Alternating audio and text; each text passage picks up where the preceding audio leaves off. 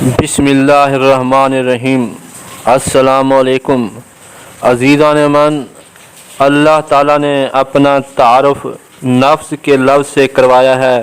نفس جو غیر مادی بہت بڑی لامحدود سوچ ہے، ایسی لامحدود سوچ جس کا کوئی ادراک نہیں کر سکتا ہے۔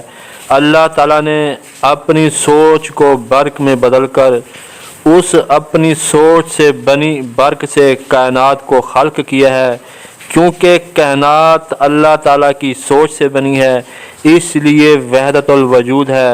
لیکن اللہ تعالیٰ نے ضرور کائنات کو اپنی سوچ سے خلق کیا ہے، مگر اپنی سوچ سے بنی کائنات کو مخلوق کہا ہے اور خود کو خالق کائنات فرمایا ہے، وحدت الوجود نہیں۔ حضرت شیخ اکبر محی الدین ابن عربی نے رب کائنات کو وحدت الوجود کہا ہے اور کائنات کو اللہ تعالیٰ کا خیال یا سوچ کہا ہے، نہ کہ اللہ اور کائنات وحدت الوجود ہے۔ وحدت الوجود کو سمجھنے کے لیے ہم قرآن سے رجوع کرتے ہیں کہ اللہ کے وجود سے کیا مراد ہے اور کیسے کائنات اللہ تعالیٰ کی سوچ سے خلق ہوئی ہے، تب ہی ہمیں نظریہ وحدت الوجود سمجھ میں آئے گا۔ عزیزان من، اب سوال یہ ہے کہ کیا اللہ تعالیٰ کے وجود سے مراد اللہ تعالیٰ کا مادی وجود مراد ہے؟ تو یاد رکھیں، اللہ تعالیٰ نے قرآن میں اپنے مادی وجود سے سختی سے منع فرمایا ہے، جیسا کہ سورۃ شعراء میں فرمایا، لیس کمثلہ شیء وہو السمیع البصیر۔ اس کی مثال کوئی شے نہیں اور وہ سمیع و بصیر یعنی سننے اور دیکھنے والا ہے۔ اللہ تعالیٰ نے اپنے مادی وجود سے سورۃ نحل میں پھر منع فرمایا، تو ہرگز اللہ کی امثال نہ بیان کرو، بے شک اللہ جانتا ہے اور تم نہیں جانتے۔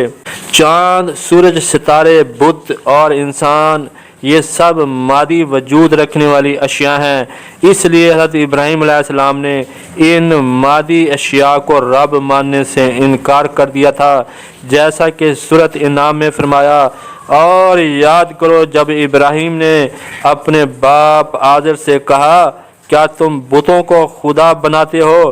بے شک میں تمہیں اور تمہاری قوم کو کھلی گمراہی میں پاتا ہوں۔ پھر جب ان پر رات کا اندھیرا آیا، ایک ستارہ دیکھا، بولا اسے میرا رب ٹھہراتے ہو؟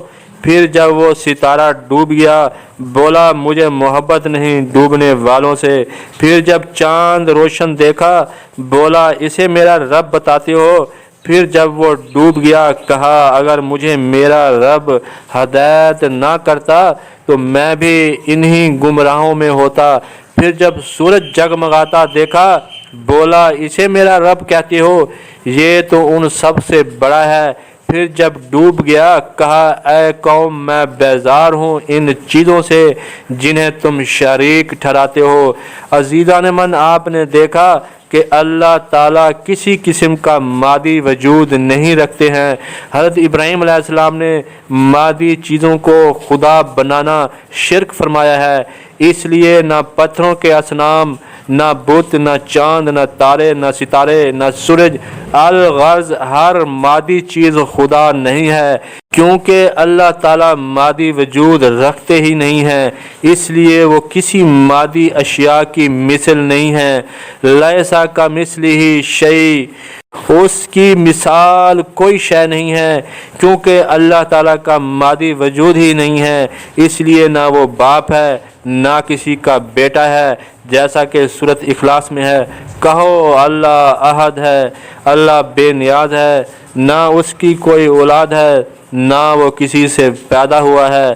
اگر دہریے خدا کے مادی وجود کو ان آیات کے مطابق نہیں مانتے تو یقیناً خداوند ذوالجلال کا کوئی مادی وجود نہیں ہے۔ لیکن اب سوال یہ ہے کہ حضرت شیخ اکبر محی الدین ابن عربی نے نظریہ وحدت الوجود میں خدا کے وجود کا ذکر کیا ہے، تو کیا اس نظریے میں خدا کے وجود سے مراد رب ذوالجلال کا مادی وجود مراد ہے؟ ہرگز نہیں۔ شیخ اکبر اوپر بیان ہونے والی ساری آیات جانتے اور سمجھتے تھے۔ عزیزان من، ہمارے ہی مسلمانوں میں سے کچھ لوگ ہیں جو خدا کے مادی وجود کو مانتے ہیں اور دلائل میں قرآن کی آیات بھی پیش کرتے ہیں کہ اللہ تعالیٰ کا عرش یعنی تخت ہے اور اللہ تعالیٰ کی کرسی ہے اور کرسی اور تخت پر اللہ تعالیٰ بیٹھتے ہیں، اس لیے اللہ کا مادی وجود ہے۔ حالانکہ عرش سے مراد لکڑی کا بیٹھنے والا تخت نہیں ہے، بلکہ عرش کے دوسرے معنی حکومت اور اقتدار کے ہیں، اور کرسی کے معنی بیٹھنے والی کرسی نہیں، بلکہ کرسی کے دوسرے معنی حکومت اور اقتدار کے ہیں، جیسا کہ سورۃ اعراف میں فرمایا، بے شک تمہارا رب اللہ ہے جس نے آسمان اور زمین 6 دن میں بنائے، پھر عرش یعنی حکومت و اقتدار کو قائم کیا۔ بات بالکل واضح ہے کہ اللہ تعالیٰ نے آسمان و زمین خلق کیے، پھر اپنی حکومت زمین و آسمان میں قائم کی۔ پھر اللہ تعالیٰ نے یہ بھی فرمایا، میرا عرش یعنی حکومت و اقتدار پانی پر بھی ہے، نہ کہ لکڑی کا تخت پانی پر ہے، جیسا کہ سورۃ ہود میں فرمایا، وہی ہے جس نے آسمانوں اور زمین کو 6 دن میں بنایا اور اس کا عرش یعنی حکومت و اقتدار پانی پر ہے کہ تمہیں آزمائے کہ کس کے احسن عمل ہیں۔ اللہ تعالیٰ کی پانی پر عرش یعنی حکومت سے مراد یہ ہے کہ اس نے پانی سے ہر قسم کی حیات تخلیق کی ہے، انسان، جانور، سبزیاں، اجناس، پھل، ثمرات، الغرض ہر قسم کی حیات پانی سے تخلیق ہوئی ہے، اس لیے اللہ تعالیٰ کا عرش یعنی حکومت پانی پر ہے، نہ کہ بیٹھنے والا تخت پانی پر ہے۔ سورۃ بقرہ میں فرمایا، واسع کرسیہ السماوات والارض، اس کی کرسی یعنی حکومت و اقتدار نے آسمان اور زمین کو گھیرا ہوا ہے۔ عزیزان من، بات بالکل واضح ہے کہ اللہ تعالیٰ کی کرسی یعنی حکومت، اقتدار، دبدبہ، قوت، طاقت نے پوری کائنات کو گھیرا ہوا ہے، اس میں بیٹھنے والی کرسی کہاں سے آ گئی؟ اس لیے یاد رکھیں، اللہ تعالیٰ ذوالجلال والاکرام کا کوئی مادی وجود نہیں ہے، لیسا کمثلہ شیء، وہ کسی شے کی مثل نہیں ہے، اور سورۃ نحل میں ہے کہ تو ہرگز اللہ کی امثال بیان نہ کرو۔ ہمیں معلوم یہ ہوا کہ اللہ تعالیٰ کا کوئی مادی وجود نہیں ہے اور نہ کسی مادی وجود کی مثالوں سے بیان کیا جا سکتا ہے۔ اب سوال یہ ہے کہ پھر وحدت الوجود سے کیا مراد ہے؟ جب ہم مسلمان دہریوں کے مقابلے میں خدا کے وجود کو تسلیم کرتے ہیں تو اس سے مراد مادی وجود ہرگز نہیں ہوتا ہے، بلکہ غیر مادی رب العالمین اور کائنات کو خلق کرنے والا خالق مراد ہے۔ عزیزان من، اللہ تعالیٰ نے قرآن میں اپنی غیر مادی پہچان بڑے واضح انداز میں لفظ نفس سے کروائی ہے۔ نفس یعنی سوچ، ایسی سوچ یا نفس جس کا کوئی مادی وجود نہیں ہے۔ سورۃ آل عمران میں اللہ تعالیٰ نے اپنے آپ کو نفس سے مخاطب کیا ہے، اور اللہ تمہیں اپنے نفس سے ڈراتا ہے اور اللہ ہی کی طرف پھرنا ہے۔ سورۃ انعام میں اللہ تعالیٰ نے پھر اپنی پہچان نفس سے کروائی ہے، تم فرماؤ اللہ کا ہے، اس نے اپنے نفس پر رحمت لکھ لی ہے۔ سورۃ انعام میں پھر ایک بار فرمایا، اور جب تمہارے حضور حاضر ہوں ہماری آیتوں پر ایمان لاتے تو ان سے فرماؤ تم پر سلام ہو، تمہارے رب نے اپنے نفس پر رحمت لازم کر لی ہے۔ سورۃ طٰہٰ میں حضرت موسیٰ علیہ السلام کے متعلق فرمایا کہ ہم نے تمہیں اپنے نفس یعنی اپنی سوچ کے مطابق تیار کیا، اور میں نے تجھے خاص اپنے نفس یعنی اپنی سوچ کے مطابق تیار کیا۔ حضرت عیسیٰ علیہ السلام نے سورۃ معاہدہ میں اللہ تعالیٰ کے نفس کا ذکر کیا ہے، فرمایا تو جانتا ہے جو میرے نفس یعنی سوچ یا جی میں ہے، اور میں نہیں جانتا جو تیرے نفس یعنی تیری سوچ میں ہے، بے شک تو ہی سب غیبوں کا خوب جاننے والا ہے۔ عزیزان من، اللہ تعالیٰ نے اپنا غیر مادی تعارف نفس یعنی سوچ سے کروایا ہے، یعنی ایسی سوچ یا نفس جو بصیر ہے اور خبیر ہے، علیم ہے، رحیم ہے۔ اللہ تعالیٰ کے نفس یا سوچ کی ہزاروں لاکھوں کروڑوں غیر محدود سوچیں ہیں۔ خدا کی غیر مادی سوچ کو ہم شمار ہی نہیں کر سکتے ہیں، جیسا کہ اللہ تعالیٰ نے خود بتایا ہے کہ اس کی سوچ کو لکھا جائے تو اس کی باتیں لامحدود ہیں، جیسا کہ سورۃ لقمان میں فرمایا، اور اگر زمین میں جتنے پیڑ ہیں سب کلمے ہو جائیں اور سمندر اس کی سیاہی ہوں، اس کے پیچھے 7 سمندر ہوں اور اللہ کی باتیں ختم نہ ہوں گی، بے شک اللہ حکمت و عزت والا ہے۔ پتہ ہمیں یہ چلا کہ اللہ تعالیٰ ایک غیر مادی انلمیٹڈ یا لامحدود سوچ پر مبنی نفس ہے۔ اللہ تعالیٰ کی سوچوں کا کوئی بھی ادراک نہیں کر سکتا، لیکن اللہ تعالیٰ تمام سوچوں کا ادراک کر لیتے ہیں، جیسا کہ سورۃ انعام میں فرمایا، ابصار یعنی تمام سوچیں اس کا ادراک نہیں کر سکتی، اور وہ سب ابصار یعنی سوچوں کا ادراک کر لیتا ہے، اور وہی لطیف و خبیر ہے۔ عزیزان من، ہمیں تمام آیات سے یہ معلوم ہوا کہ اللہ تعالیٰ نے اپنا تعارف نفس سے کروایا ہے، اور نفس سے مراد اللہ تعالیٰ کی لامحدود غیر مادی سوچ ہے۔ اللہ تعالیٰ کی سوچ کو لکھنے کے لیے تمام درختوں کی کلمیں اور ہزاروں سمندروں کی سیاہی ختم ہو جائے گی، اللہ تعالیٰ کی سوچ ختم نہ ہوگی۔ جب کچھ بھی نہ تھا تو صرف اللہ تعالیٰ ہی اول تھے، جیسا کہ سورۃ حدید میں فرمایا، وہی اول وہی آخر۔ تو اس اول اللہ نے سوچا کہ میں کائنات تخلیق کروں، تو اس نے سب سے پہلے آسمان کو 2 دن میں تخلیق کیا، جیسا کہ سورۃ حامیم سجدہ میں فرمایا، تو انہیں 7 آسمان کر دیا 2 دن میں۔ 2 دن سے مراد 2000 سال ہیں، جیسا کہ سورۃ حج میں فرمایا، اور بے شک تمہارے رب کے یہاں ایک دن ایسا ہے جیسے تم لوگوں کی گنتی میں 1000 سال ہیں۔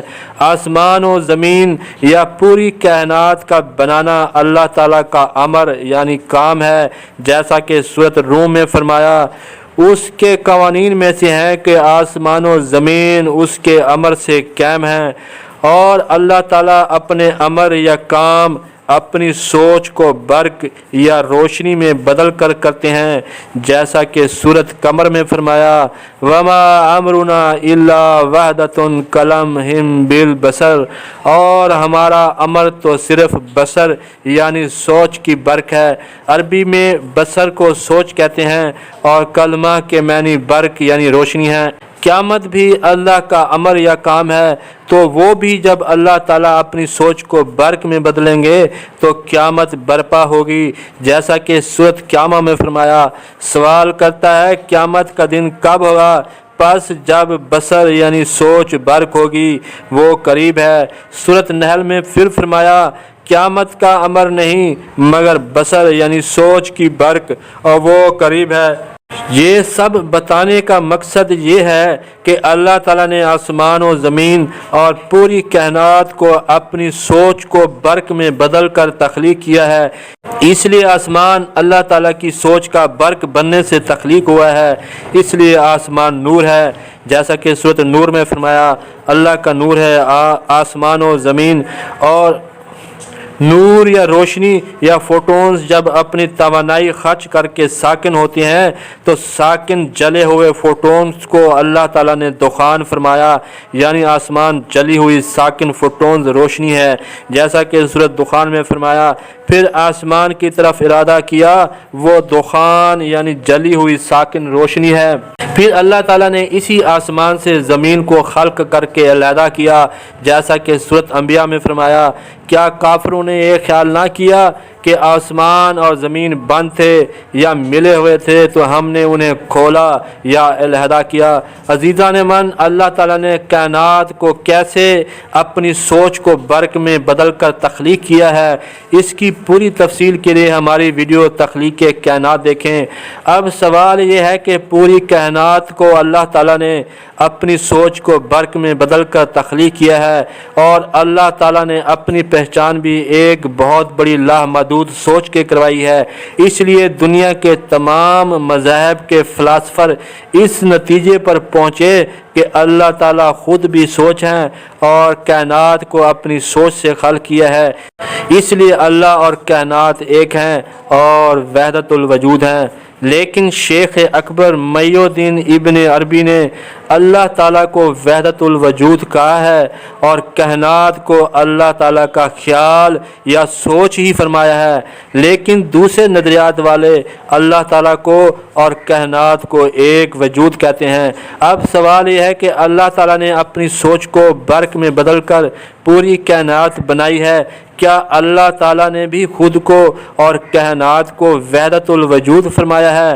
ہرگز نہیں، بلکہ اللہ تعالیٰ خود کو خالق کائنات اور کائنات کو اپنی مخلوق یا تخلیق فرمایا ہے، جیسا کہ سورۃ نازعات میں فرمایا، کیا تمہاری سمجھ کے مطابق تم سب کو خلق کرنا مشکل یا آسمان کا اللہ نے اسے بنایا۔ سورۃ طلاق میں فرمایا، اللہ ہے جس نے 7 آسمان خلق کیے اور انہی کے برابر زمینیں۔ سورۃ حشر میں اپنے آپ کو خالق فرمایا، نہ کہ وحدت الوجود۔ وہی اللہ خالق باری مصور ہے، سب اچھے نام اسی کے ہیں۔ عزیزان من، اللہ تعالیٰ نے اپنی سوچ سے کائنات کو ضرور خلق کیا ہے، لیکن اللہ اور کائنات وحدت الوجود نہیں۔ کائنات اللہ تعالیٰ کی سوچ یا خیال ضرور ہے، لیکن خالق نہیں۔ حضرت شیخ اکبر نے صرف اللہ تعالیٰ کو وحدت الوجود کہا ہے اور کائنات کو اس کی سوچ یا خیال کہا ہے۔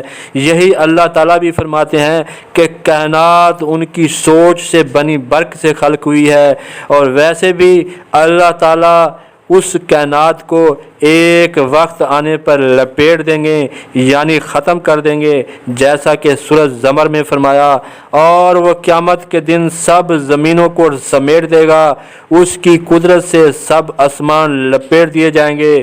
زمین و آسمان کے ساتھ جنت دوزخ بھی تب تک ہمیشہ رہے گی جب تک اللہ چاہیں گے، جیسا کہ سورۃ ہود میں فرمایا، اور وہ خوش نصیب ہوئے وہ جنت میں ہمیشہ اس میں رہیں گے جب تک آسمان و زمین رہیں، مگر جتنا تمہارے رب نے چاہا یہ بخشش ہے، کبھی ختم نہ ہوگی، کیونکہ اللہ ہی اول ہے اور اللہ ہی آخر ہے، اس لیے اللہ تعالیٰ ہی وحدت الوجود ہے۔ نہ اللہ تعالیٰ سے پہلے کوئی تھا، نہ آخر میں کوئی وجود ہوگا، صرف اللہ تعالیٰ ہیں جو لامحدود غیر مادی سوچ ہیں۔ اللہ تعالیٰ کی سوچ کی کوئی مثال نہیں ہے، اور اس کی سوچ کو 7 سمندروں کی سیاہی ختم ہو جائے تو لکھی نہ جا سکے۔ یہی اللہ کی لامحدود غیر مادی سوچ وحدت الوجود ہے، اور باقی سب فانی ہیں۔ امید ہے آپ کو ہماری تحقیق سمجھ آ گئی ہوگی۔ برہ مہربانی ویڈیو اچھی لگے تو لائک کریں، ہمارے چینل کو لازمی سبسکرائب کریں اور بیل آئیکن پر ضرور کلک کریں تاکہ ویڈیو بر وقت پہنچ سکے۔ شکریہ، خدا حافظ۔